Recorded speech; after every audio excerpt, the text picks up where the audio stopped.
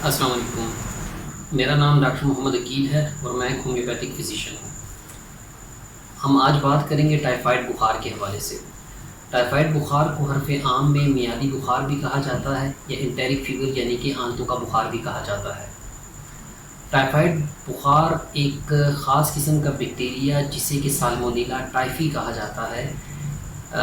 اس کی وجہ سے ہوتا ہے۔ سالمونیلا ٹائفی یا بیکٹیریا میں عام دیکھنے والے لوگوں کو حرف عام میں اگر سمجھاؤں تو اس کا مطلب یہ ہے کہ یہ خاص قسم کا جراثیم ہے جو کہ ہمارے جسم میں ہم جو خوراک کھاتے ہیں یا پیتے ہیں، اگر اس خوراک میں یا اس پینے والی چیز میں اگر یہ جراثیم موجود ہیں تو یہ ہمارے منہ کے ذریعے ہمارے معدے سے ہوتا ہوا ہماری آنتوں کو پہنچتا ہے اور وہاں پہ یہ تقسیم ہوتا ہے، ملٹیپلائی ہوتا ہے۔ یعنی کہ مثال کے طور پہ اگر جو خوراک ہم نے کھائی تو اس میں 10 بیکٹیریا یا 10 جراثیم ٹائیفائڈ بخار کے موجود تھے تو وہ آنتوں میں پہنچ کے 10 سے 20 ہوتے ہیں، 20 سے 40، 40 سے 80، 80 سے 160، 160 سے 320 ہوتے ہیں، اور یہ پھر ہماری آنتوں سے ہمارے خون میں شامل ہو کے ہمارے مختلف اعضاء جیسے کہ ہمارے گردے، ہمارے جگر، ہماری تلی کو پہنچتے ہیں اور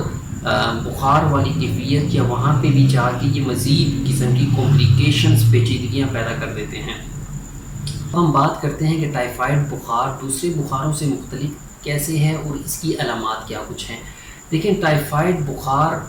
عام دوسرے بخاروں سے مختلف اس طرح سے ہے، ایک تو اس کا بخار پہلے ہی دن میں شو نہیں ہوتا، ظاہر نہیں ہوتا، یہ بہت آرام سے تیزی کی طرف جاتا ہے۔ مثال کے طور پہ اگر آپ کو کل سے بخار کی کیفیت پیدا ہوئی ہے تو آپ کا بخار کل سے زیادہ آج زیادہ ہوگا اور آج سے زیادہ کل ہوگا، مطلب یہ ڈے بائی ڈے اس کو بڑھتا جاتا ہے۔ اسی وجہ سے اسے اسٹیپ لیڈر بخار بھی کہا جاتا ہے، جو کہ یعنی روزانہ ایک سیڑھی چڑھتا جاتا ہے اور ایٹ دی اینڈ پہنچ کے یہ 103، 104 درجہ حرارت تک پہنچ جاتا ہے۔ اس کے علاوہ جو اس کی علامات ہیں اس میں عام علامتوں میں یہ ہے کہ سر میں درد ہوتا ہے، آپ کی جو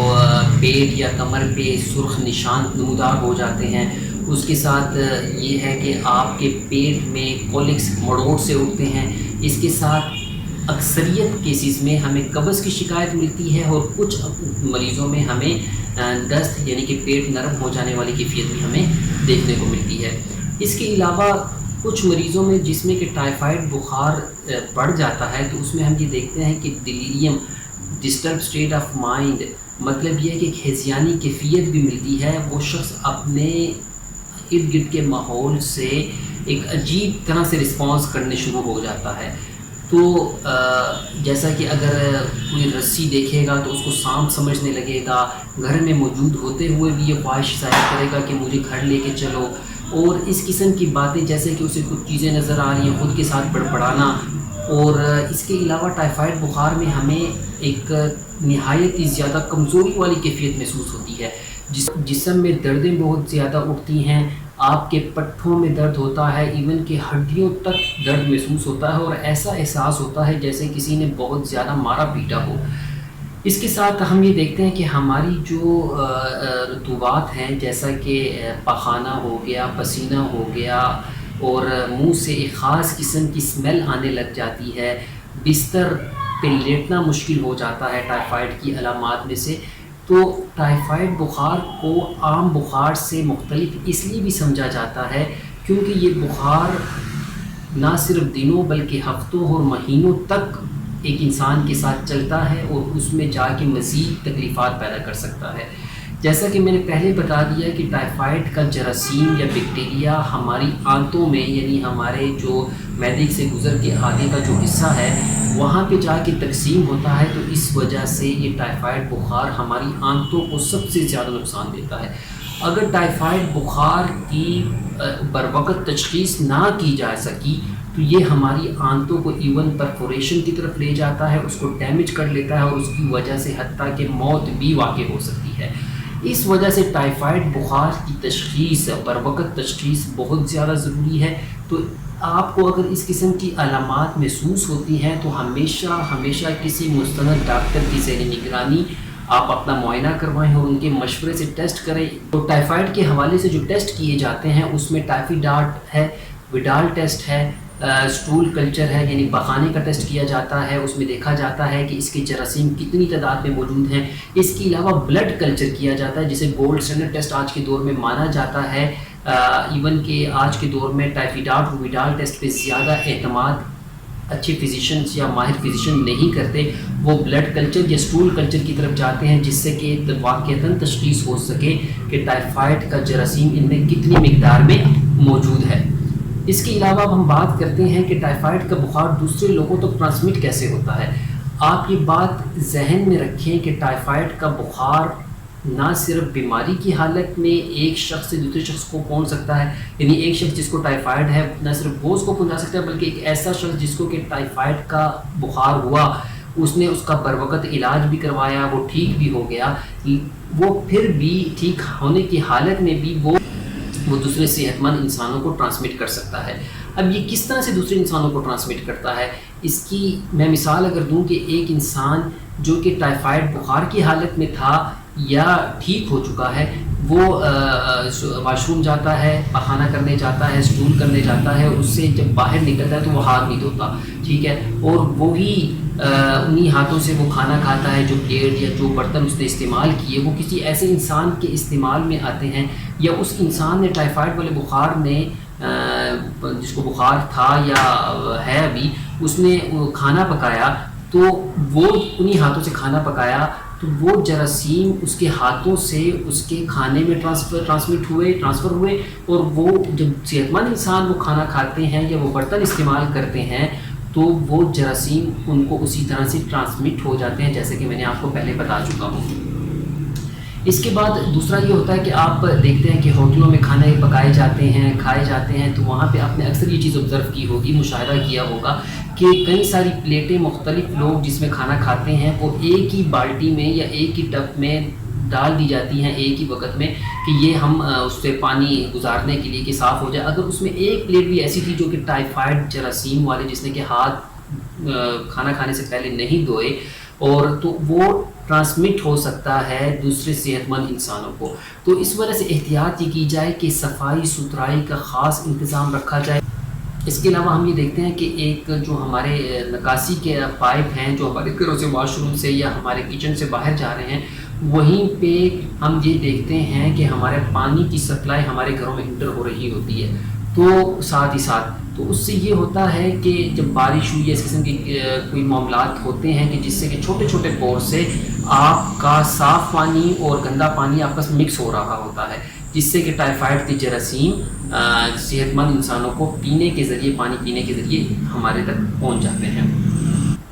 میں آپ کو یہاں پہ یہ بتاتا چلوں کہ پاکستان چونکہ ایک ترقی پذیر ملک ہے، یہاں پہ سندھ میں سب سے زیادہ کیسز 2016 سے لے کے 2018 کے بیچ میں رپورٹ ہوئے ہیں۔ آپ یہ دیکھیں کہ تقریباً 1,28,000 سے لے کے 1,61,000 تک کے کیسز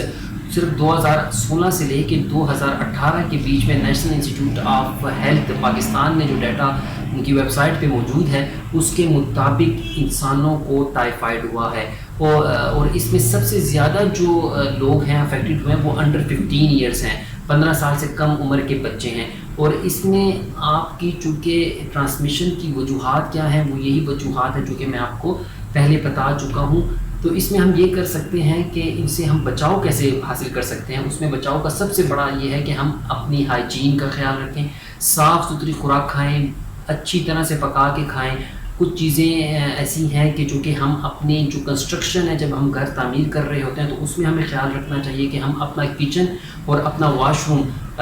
ویل وینٹیلیٹڈ رکھیں، مطلب وہاں سے ہوادار ہوں، ایک طرف سے ہوا آئے تو دوسری طرف سے ہوا کے گزرنے کا رستہ موجود، تو وہاں پہ اس قسم کی جراثیموں کی گروتھ کو بہت حد تک روکا جا سکتا ہے۔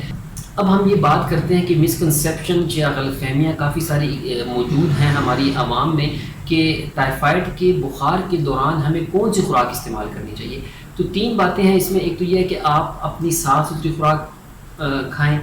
بہتر پکی ہوئی خوراک کھائیں، اس کے ساتھ آپ یہ کریں کہ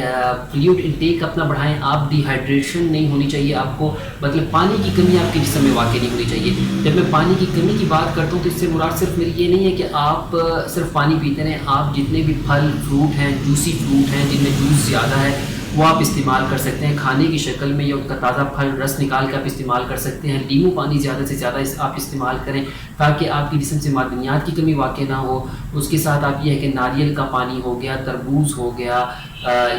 یہ آلو بخارا ہو گیا، اس قسم کے ناشپاتی ہو گئی، اس قسم کی چیزیں آپ زیادہ سے زیادہ آپ استعمال کر سکتے ہیں۔ پروٹینز کا استعمال آپ زیادہ سے زیادہ کریں، جیسے کہ دال مونگ ہو گئی،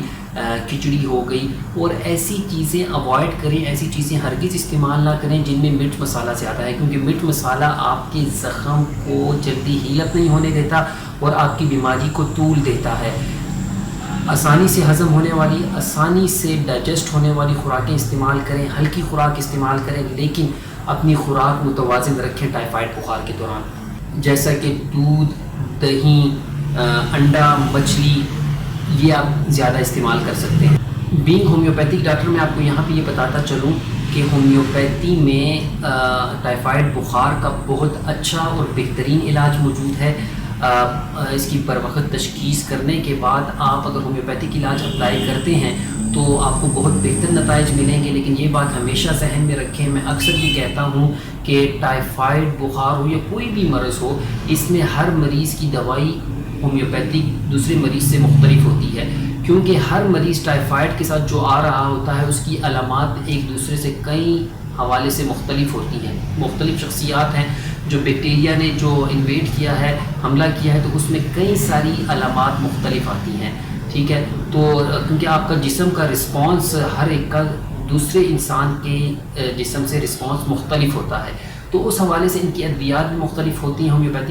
ہومیوپیتھک بے ضرر علاج ہے، محفوظ علاج ہے، اور اس میں آپ ہومیوپیتھک علاج کریں گے تو اس سے یہ ہے کہ آپ کی قوت مدافعت مزید بہتر ہوگی، اور آنے والے وقت میں آپ ٹائیفائڈ بخار اور اس قسم کی جو بڑی وبا ہیں اس سے آپ بہت آسانی سے مقابلہ کر سکتے ہیں۔ چونکہ دوسرے جو طریقہ علاج ہیں ان میں ہم نے یہ دیکھا ہے کہ اس وقت سندھ میں ایکسٹینسو ڈرگ ریزسٹنس ڈیولپ ہو چکی ہے ٹائیفائڈ کے بخار میں، یعنی کہ ٹائیفائڈ کا جو جراثیم ہے اس کو جو ہائیلی اینٹی بایوٹک دی جاتی ہیں وہ اس کو رسپانس ہی نہیں کر رہے، اور اس کی وجہ سے ڈیتھس کی ریشو بڑھ رہی ہے، موت کی ریشو بڑھ رہی ہے۔ تو یہاں پہ جب ہم ہومیوپیتھک دوائیں اپلائی کرتے ہیں تو اس کے نتائج بہت زیادہ ہمیں بہتر ملتے ہیں۔ اللہ تعالیٰ آپ کا اور ہم سب کا حامی و ناصر ہو۔ اپنا بہت خیال رکھیے۔ اللہ حافظ۔